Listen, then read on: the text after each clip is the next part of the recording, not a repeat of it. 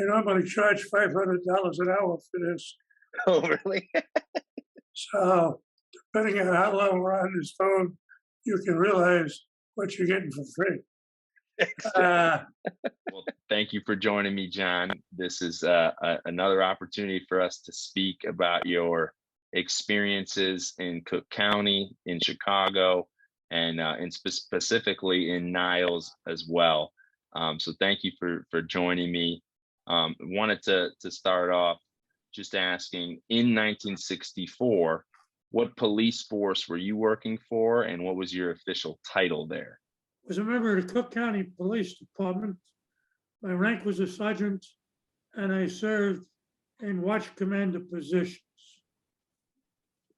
And as a Cook County sergeant at that time, what do you remember about the Golf Mill Sears robbery on March 14th, 1964, a robbery that left Terry Zilligan dead? The Sears robbery, which was no more than a mile up the street from our police station, was one of renown. This was a major thing. Every police department in Cook County, Chicago, and the 135 different municipalities, the Illinois State Police would be totally cognizant of. The robbery that occurred at the Sears store at the time was a major stick up by a major gang. It was not some kids on a run of the mill stick up. It was a well planned thing where they thought they were going to go in, make a score, get out with no problem. And when I heard about that, I thought it was an absolute shame that they killed a guy. And that shows you the type of men that they are. Because in my mind, they're dirty, vicious men. What was your relationship at the time with Paul Peanuts Painsko? Well, I knew Pasco, we had dealt with him, but he was always mild-mannered. Anytime you had him, he wasn't a wise guy.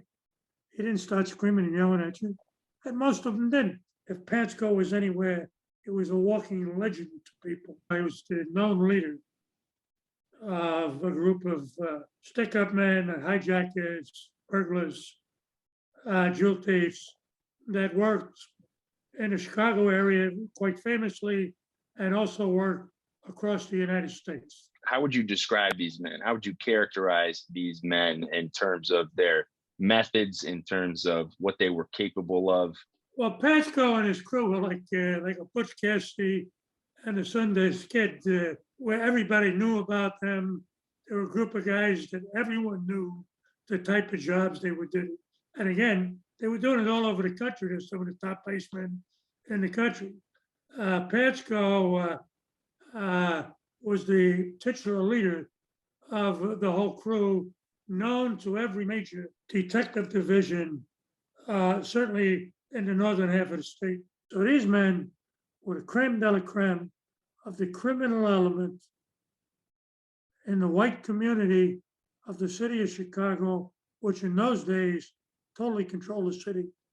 And you knew him personally, Paul Painsko. Did he respect you, and what was the nature of your relationship? I would say, it's kind of like a professional relationship, if you would, where we were on one side and he was on the other. If we were to see him somewhere, he'd say, "Hello, John." I'd say, "Hello, Paul, how you doing?" But that was normal because you ran into hoods all the time. But with Paul, you're always wondering if you seen him somewhere, what he was plotting next. Men that were with him would be lower level, outfit connected guys that were known to be very, very tough men, very, very capable on doing the type of work they did, which was the robberies, the truck hijacking, burglaries, top level Jew thefts. They were the creme de la creme of criminals. They were some of the top heist men in the United States.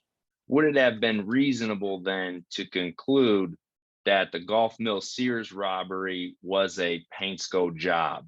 Painsko would immediately come to mind. And also one of the key guys was Joey Diageno. Diageno, Joy, they were all tied in with Paul Painsko. Painsko was the titular leader of those guys.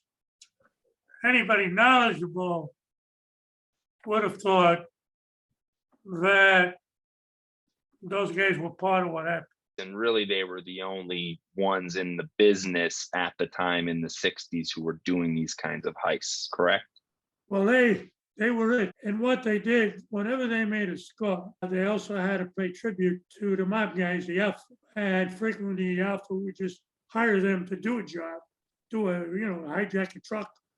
They take the truck and they'd be paid so much money for the truck. If they're going out on a score, when they went into a Sears store, if they were picking up a lot of money, they were going to pay tribute also to the mob, because the mob was aware of a score of that nature, that more than likely it was Pensko and his guys. So Pensko and his crew were associated with the mob and the outfit, but they were not made men, correct? Correct. They were lower level guys, but they were tough guys. But what did they get out of that deal? Well, it's a little bit of one hand washes the other, as the Italians say, "non mano lavare the altra." Yeah, the mob guys might handle certain things for them, and the mob guys got the number of points out of the amount of money that they believe was in the score. Paul and his guys, okay, they all carried weapons at one time or the other, okay, but they carried the weapon more for intimidation than to use, because again, you're going from a hijacking to a murder, an armed robbery to a murder. Okay, they fully understand that. All these guys have done time, and they understand the difference with 3 to 5 years as opposed to going to the electric chair. In your view, then, especially at the time in 1964, hearing about this murder, a robbery that turns fatal, did you think that Pensko or one of his top guys could have actually pulled that trigger, or might it have been more of an amateur? Anyone who was knowledgeable instantaneously would have said, "This sounds like Pensko and his guys, or some of his guys doing this." Okay, they could have done it. Paul not be there, but they might have been paying tribute to Paul at the same time.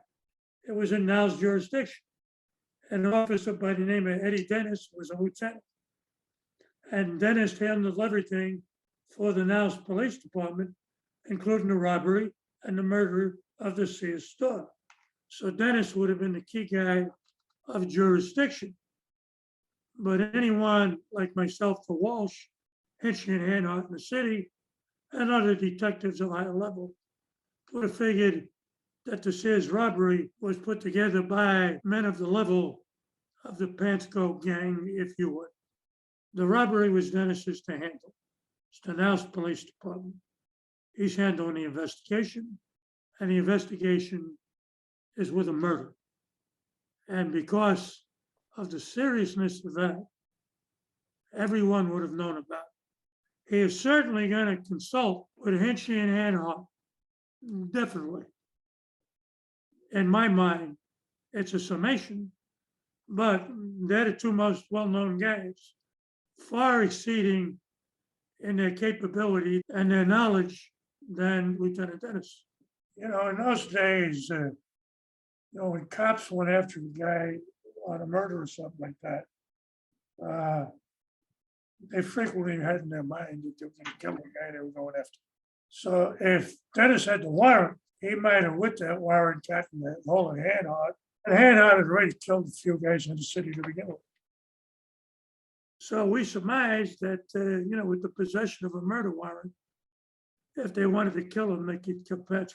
Can you tell me a little bit more about your partner, James Walsh, and kind of what was your professional relationship with Walsh? Jimmy Walsh was a tough guy. Probably he and I would epitomize tough Irish policeman, if you would. Walsh was about 6 foot tall, and he was tough. He could handle himself. Walsh was a very capable guy in what he did, and I know how to handle the action myself. We had a degree of fame, if you would. We knew who was who. Walsh and I were working together. I know I came in on the midnight shift. I might have got there about 11:30 and before that. And Walsh comes to me and he says, there's a murder warrant for Paul Pensko. And the warrant is in the possession of Eddie Dennis, Lieutenant Dennis of the Niles Police Department, who we all knew. Everybody knew him. And he says, Dennis got a warrant for Pensko for the murder in the Sears stick-up. And he says, you know, do you know where we can find Paul? And I knew his hangouts down by Franklin Park. I said, yeah. Walsh and I had discussed relative to the warrants and what we thought might be happening. And what'd you think was happening there with Dennis We and were the warrant? discussing if he had the warrant, nobody knows about it. There's something's up, and whatever Dennis might have been planning, he might have been taking hand on along with him.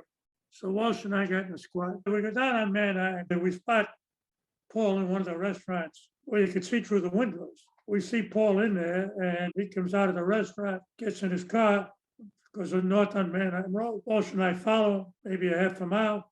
We stop the car. We put the lights on. He knows it's cops. He gets out of the car. I get out of the car. Walsh gets out of the car. We're both walking towards Pasco. And Pasco says, in his vernacular, what are you fucking me around for? And he said, what are you playing around with me for? We said, we're going to take you in. We knew what we arrested him for. He didn't know it. Mm-hmm. Okay, because the warrant was secret. And he thought, we were playing him around.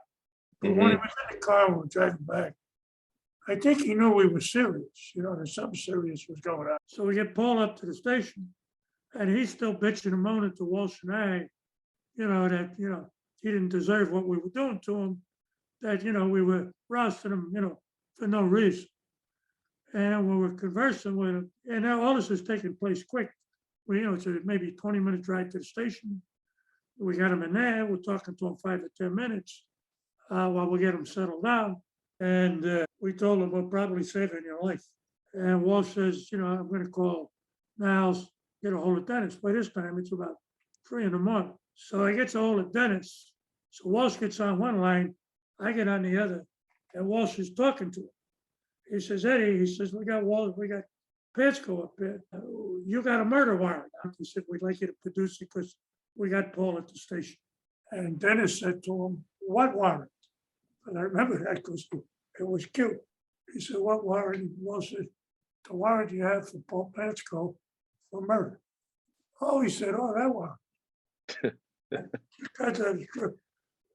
He was surreptitious in the first couple of minutes of the phone call, maybe 2 minutes before Walsh told him, the murder warrant for Pasco because we got him, man. He was kind of trying to hide it, right? He was trying to hide the fact that he had the warrant. What warrant? What warrant? Because when a detective division or anybody, police department of the 135 suburbs in Cook County alone, and Chicago got a murder warrant, everybody knows about it. In the suburbs, they put it out with something called point to point. And when they put it out, say now's point to point, we got a murder warrant for so-and-so, everybody would know about it. But nobody knew about the murder warrant Eddie had for Paul Pasco. No other police department knew about it that we knew of. We didn't know about it. We were the best out there, with the exception of Anhart and Hinchy in Chicago.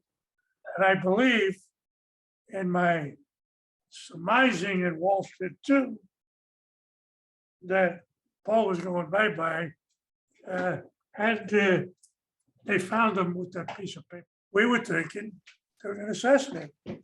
That was our evaluation of what was going on. And we're downstairs talking to Paul.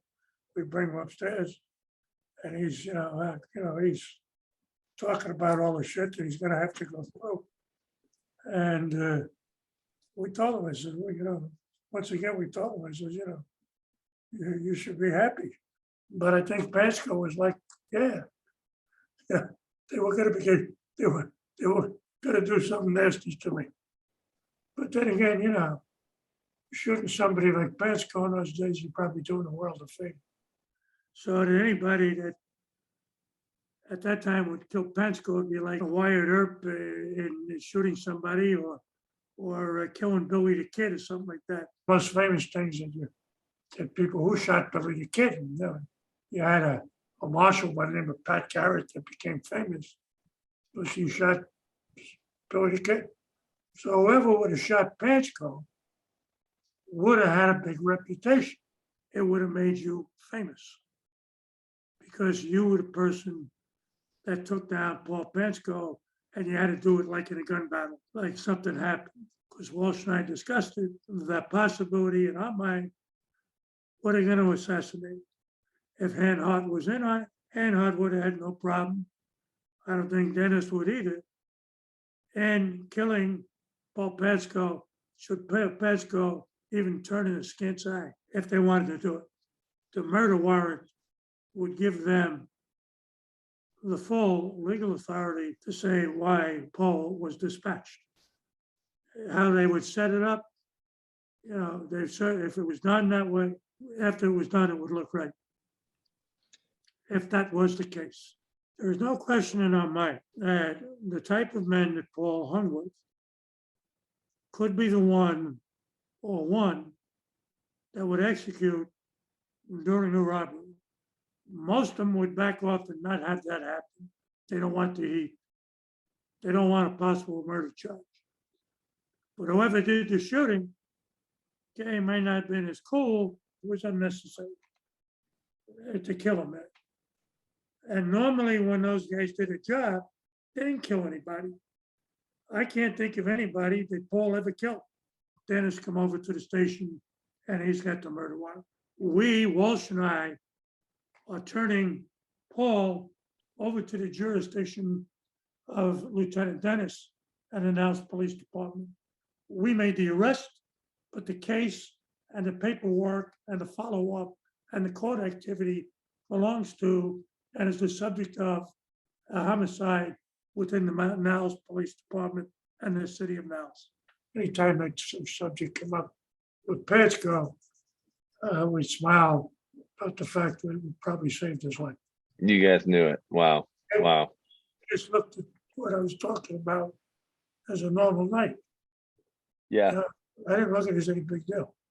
If you had to use your gut as to whether it was Paul Pasco or a guy like Michael LaJoy, who was the trigger man who shot Terry Zilligan, the Sears clerk, who do you think? Not a shadow of a doubt in my mind that it would have been one of that crew of guys.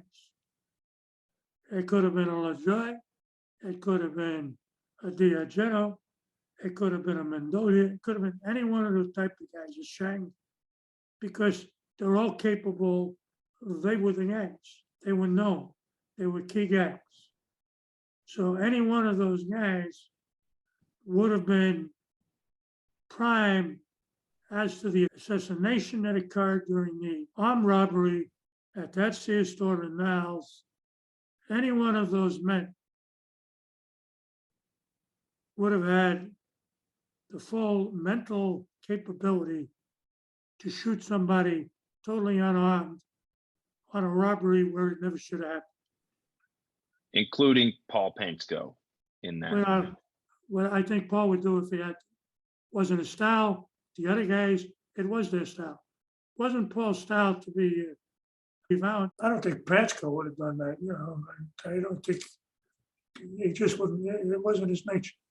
Because the only thing that makes the mob guys tough, and the people like the D'Agenos and those guys, is they'll stick a gun into your head and say, I'm going to kill you. And that's what gives them power. The world was nervous. Nervous. It's not good what they do. Yeah. Sometimes you give them a pistol and they get a little nervous. That's all.